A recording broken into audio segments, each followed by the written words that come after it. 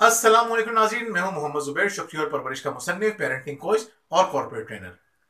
नाज़रीन, मौजूदा दौर में बच्चों की परवरिश करना बहुत मुश्किल होता जा रहा है। हम देख रहे हैं कि बच्चे अब ऐसे अजीब व गरीब सवाल करने लगे हैं, और आगे चलकर ये सवाल कितने कॉम्प्लिकेटेड हो जाएंगे वालिदैन के लिए। वालिदैन बहुत ज़्यादा परेशान है। वालिदैन परेशान है कि बच्चे नेक और रहमदिल नहीं है। वो लड़ाइयाँ ज़्यादा करने लगे हैं, वो एक दूसरे का एहसास नहीं कर रहे हैं। नाज़रीन, जो बच्चे हमारे पास यूनिवर्सिटी में आते हैं या हम सोशल मीडिया पे देखते हैं, कुछ अरसे पहले वो ये सवाल उठाया करते थे कि हम टीचर्स की रिस्पेक्ट क्यों करें। हम पैसे देते हैं, वो हमें पढ़ाते हैं, इसमें रिस्पेक्ट की क्या बात है।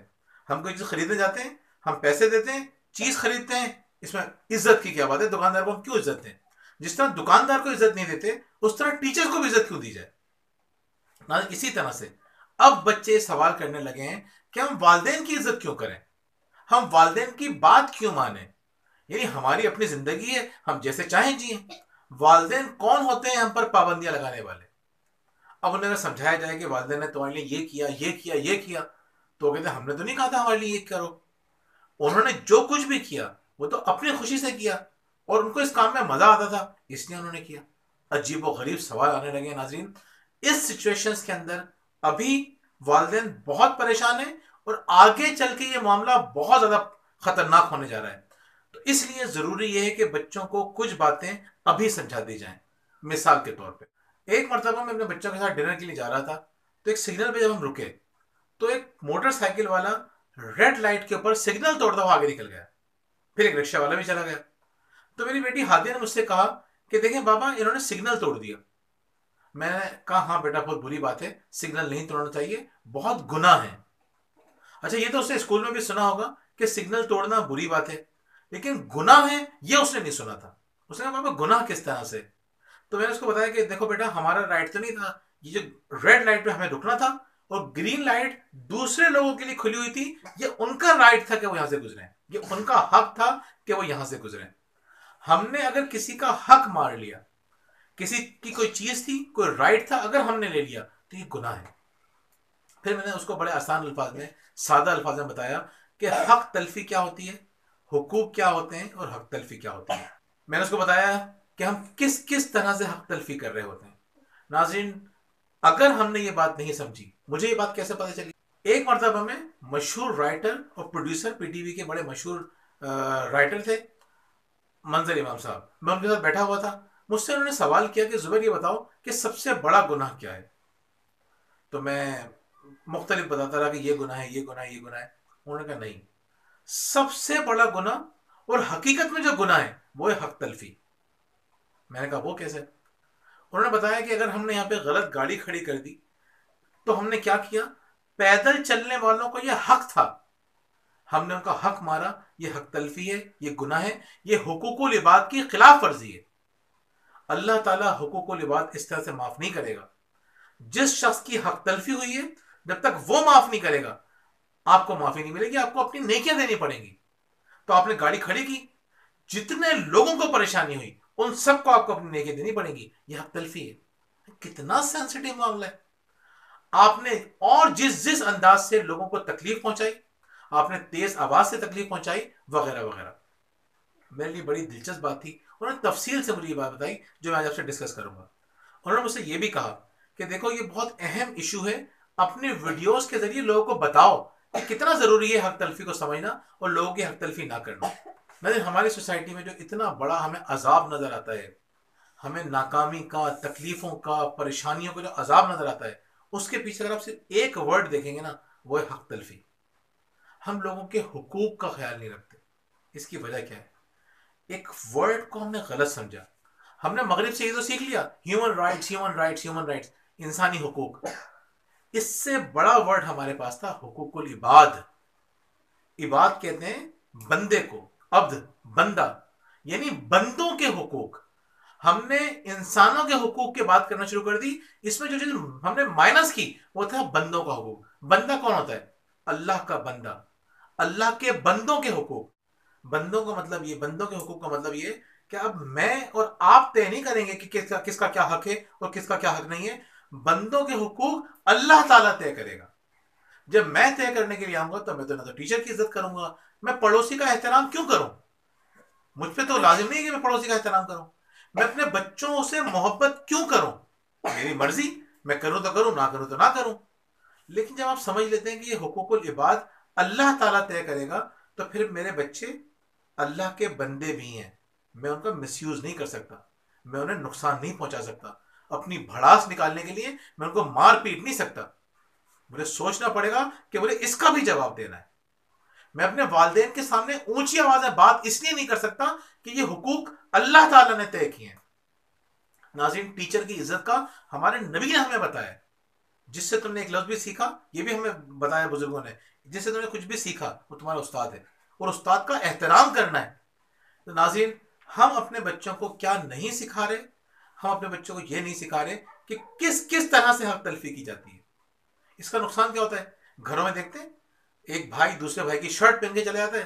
اب وہ غصے میں بیٹھا ہوا ہے، اس کو اس سے اجازت لینی چاہیے تھی نا. بغیر پیچھے پوچھے لے کے چلا گیا وہ شرٹ.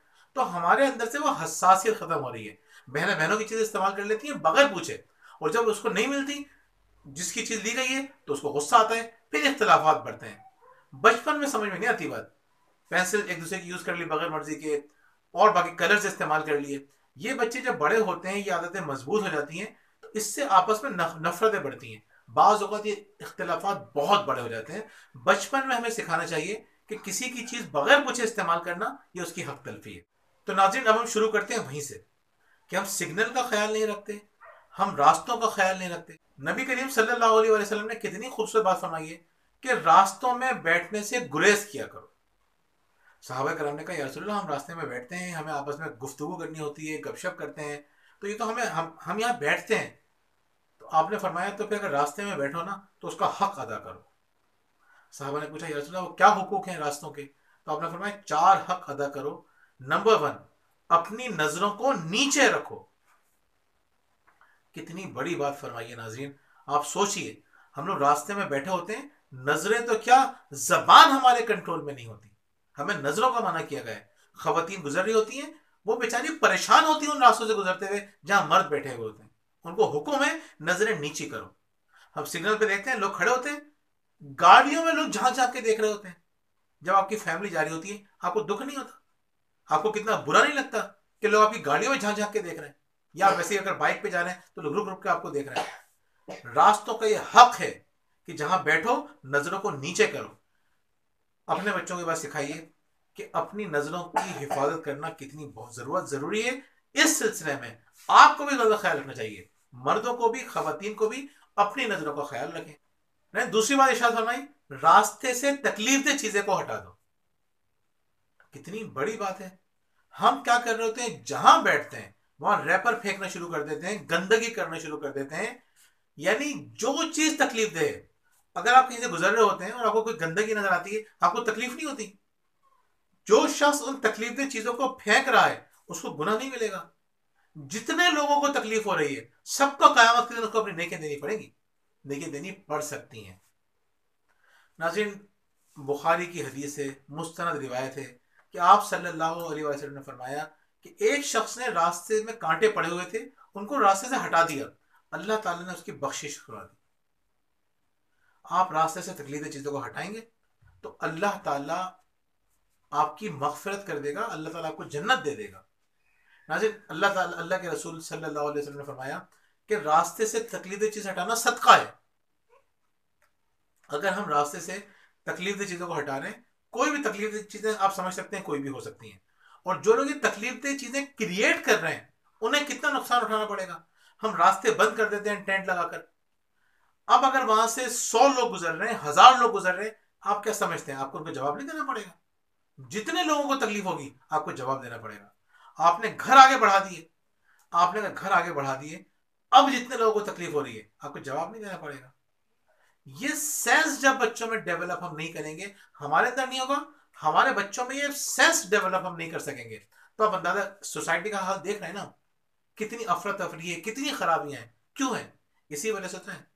ہم گلی محلے میں بیٹھ جاتے ہیں اور کیا کرتے ہیں، آپ دیکھ لیں گلی میں لوگ بیٹھے ہوئے نظر آئیں گے، برسوں سے بیٹھ رہے ہیں. تکلیف دہ چیز ہٹانا تو دور کی بات ہے، کوئی منظم پلاننگ نہیں کرتے کہ ہم اپنے علاقے کو صاف کر دیں، علاقے کے مسائل کو حل کرنے کے لیے باہر نکلیں، لوگوں کو جمع کریں، مسائل حل کریں. پازیٹیوٹی لے کر آنے کے لیے کوششیں کریں، یہ نہیں کریں گے، بیٹھے ہوئے برسوں سیاست کی بات کرتے رہیں گے، اس دنیا کو بدلنے کی کوشش کرتے رہیں گے، اس ملک کو بدلنے کی کوشش کرتے رہیں گے، لیکن اپنے علاقے کو نہیں بدلیں گے۔ حال دیکھ سکتے ہیں آپ، اتنے بڑے بڑے خواب دیکھتے ہیں، اس کا انجام ہمارے سامنے ہے۔ ناظرین، ہم گاڑیاں جو لے کر باہر نکلتے ہیں، تیز آواز میں نکلتے ہیں، شور شرابہ کرتے ہوئے نکلتے ہیں، تو آپ کو کیا لگتا ہے یہ حق تلفی نہیں کر رہا؟ میں اگر باہر نکلتا ہوں تو یہ میرا حق ہے کہ میں سکون سے اطمینان سے جاؤں۔ اتنی بے ہنگم ٹریفک ہوتی ہے، آپ سفر کو انجوائے نہیں کر سکتے۔ آپ باہر جا کے دیکھیں، لوگ جب گھروں سے نکلتے ہیں تو راستوں کو، سفر کو انجوائے کر رہے ہوتے ہیں۔ ہم سفر کو انجوائے نہیں کر سکتے، کیسے کریں گے؟ کر ہی نہیں سکتے، کیونکہ آپ کو ہر وقت الرٹ رہنا پڑتا ہے۔ ہمارے ایک دوست ہیں، وہ جاپان سے واپس آئے اور انہوں نے شادی کر کے وہاں سے واپس آ رہے تھے۔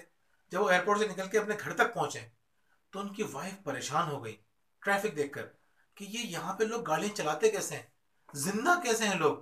تو انہوں نے کہا بس یہاں پہ ایسا ہی ہوتا ہے۔ ناظرین، یہاں پہ ایسے ہی ہوتا ہے کہنا کتنا خطرناک جملہ ہے، کتنا خراب جملہ ہے۔ ہمارے دوست ہیں، ان کے پڑوس کے جو چھت تھی وہاں سے پرنالے سے پانی گرتا تھا، وہ ان کے گھر کے باہر گرتا تھا۔ انہوں نے ایک دن سے شکایت کی کہ بھائی تھوڑا سا رخ موڑ لو، ہمارے گھر کے باہر پانی گرتا ہے، ہمیں تکلیف ہوتی ہے۔ پتہ کیا جواب دیا اس نے کہا یار تم پاکستان میں رہ رہے ہو، سوئٹزرلینڈ میں نہیں رہ رہے۔ جتنی دفعہ پانی گرے گا، جتنے لوگوں کو تکلیف ہوگی، آپ کیا سمجھتے ہیں اس کا حساب نہیں دینا پڑے گا؟ ہم ان باتوں کا جہاں جہاں جو بھی آپ گناہ کر رہے ہیں، چوری کر رہے ہیں، کتنا آسان ہے نا کہ کہتے ہیں نا اس نے چوری کر لی۔ ہم دنیا دن میں دسیوں واقعات سنتے ہیں کہ اتنی جگہ پہ واردات ہو گئی، چوری ہو گئی۔ آپ سوچ سکتے ہیں ایک شخص نے برسوں تک اپنا اور اپنی اولاد کا پیٹ کاٹ کر کچھ پیسے جمع کیے تھے کسی بڑے کام کے لیے، ایک شخص آیا، وہ لے کر چلا گیا اور اس نے عیاشی میں 3 دن میں خرچ کر دی۔ آپ سمجھتے ہیں کہ معمولی غلطی ہے؟ بہت بڑی غلطی ہے۔ ناظرین، جتنے بھی گناہ ہیں وہ سارے کے سارے حق تلفی ہیں۔ تو میں نے اسے سوال کیا یہ شرک کس طرح سے حق تلفی ہے؟ وہ کہنے لگے، منظر امام صاحب کہنے لگے کہ بیٹا صرف اللہ تعالیٰ کی عبادت جائز ہے، کسی اور کی عبادت آپ کر نہیں سکتے۔ یہ اللہ کا حق ہے کہ اس کی عبادت کی جائے، اس کی عبادت میں کسی کو آپ نے شریک کر لیا تو آپ نے حق تلفی کی۔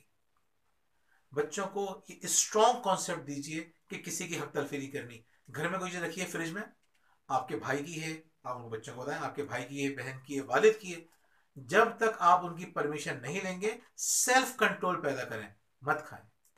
تیسری بات آپ صلی اللہ علیہ وسلم نے فرمائی کہ لوگوں کے سلام کا جواب دو۔ ہم باتوں میں اتنے مگن ہوتے ہیں یا اتنی نیگیٹو باتیں چل رہی ہوتی ہیں، سلام کا خیال ہی نہیں آتا۔ جو لوگ وہاں سے گزریں وہ اگر آپ کو سلام کریں تو آپ کو سلام کا جواب دیجیے۔ کچھ لوگ اتنے اچھے ہوتے ہیں، ہمارے علاقے کے اندر ایک صاحب تھے، ہم جب چھوٹے چھوٹے تھے تو گلی سے گزرتے تھے، جب بھی ہم ان کو دیکھتے تھے ہم ان کو سلام کیا کرتے تھے۔ اچھا، ہم ہر کسی کو سلام نہیں کرتے تھے، جب ہم چھوٹے سے تھے تو ہم ان کو ضرور سلام کیا کرتے تھے۔ تو جب تھوڑے تھوڑے بڑے ہوئے، ایک دفعہ ہم سارے کزن بہن بھائی بیٹھے تھے، ہم بات کر رہے تھے کہ ہم نے کہا کہ ہم جب وہاں گلی سے گزرتے ہیں نا تو ان کو سلام کرتے ہیں۔ آپ یقین کریں سارے کزنز کہنے لگے ہم بھی سلام کرتے ہیں، ہم بھی سلام کرتے ہیں، ہم بھی سلام کرتے ہیں۔ کیوں؟ اتنی خوبصورت مسکراہٹ کے ساتھ وہ سب کو اتنی شفقت کے ساتھ دیکھا کرتے تھے کہ دل سے ہماری آواز نکلتی تھی السلام علیکم، ہم دعا دیتے تھے ان کو اور وہ بڑے مسکرا کے جواب دیا کرتے تھے۔ وہ ایک صاحب اور تھے، وہ غصہ ہو جایا کرتے تھے، بعض اوقات سلام کرنے پہ ڈانٹ دیا کرتے تھے، تو پھر ان کو ہم نے سلام کرنا چھوڑ دیا۔ سلام کرنا چاہیے، سلام کے جواب دینے چاہیے۔ یہ راستے میں اگر آپ بیٹھے ہیں، راستہ استعمال کر رہے ہیں تو یہ حق ہے راستوں کا۔ اور ناظرین، چوتھا کیا ہے؟ نیکی کا حکم دیجیے اور برائی سے روکیے۔ پہلے بزرگ کیا کرتے تھے؟ کوئی بچہ غلط کام کر رہا ہوتا تھا تو اس کو روکا کرتے تھے۔ اب بزرگ بچوں سے ڈرتے ہیں۔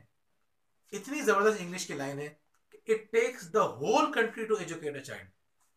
ایک بچے کو تعلیم دینے کے لیے پورے گاؤں کی یا پورے ملک کی ضرورت ہوتی ہے۔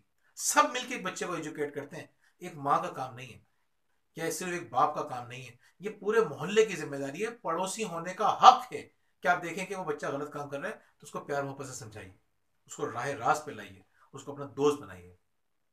ناظرین، 4 باتوں کا خیال اگر آپ نہیں کریں گے تو اس کا نقصان یہ ہوگا کہ آپ کا گھر خراب ہوگا، آپ کا معاشرہ خراب ہوگا، پوری سوسائٹی خراب ہو جائے گی۔ ان 4 باتوں کا خیال رکھیں گے، آپ کو خود احساس ہوگا۔ بچے میں اگر سینسٹیوٹی آ گئی، بچے میں یہ احساس آ گیا کہ مجھے کسی کی حق تلفی نہیں کرنی، مجھے حقوق العباد کا خیال رکھنا ہے. ہیومن رائٹ چھوٹا ورڈ ہے, یقین کریں بہت چھوٹا ورڈ ہے. ہیومن رائٹ جس کی جو بات کرے گا اس کا ویژن بہت لمیٹڈ ہوگا.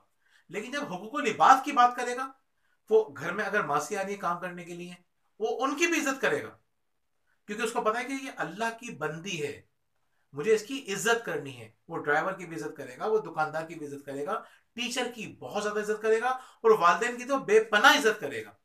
اور بچپن میں آپ نے یہ باتیں سکھائی کہ دادا دادی کی بھی عزت ہوتی ہے, پھپھیوں کی بھی عزت ہوتی ہے, چچاؤں کی بھی عزت ہوتی ہے, خالوں کی بھی عزت ہوتی ہے, ماموں کی بھی عزت ہوتی ہے, پڑوسیوں کی بھی عزت ہوتی ہے.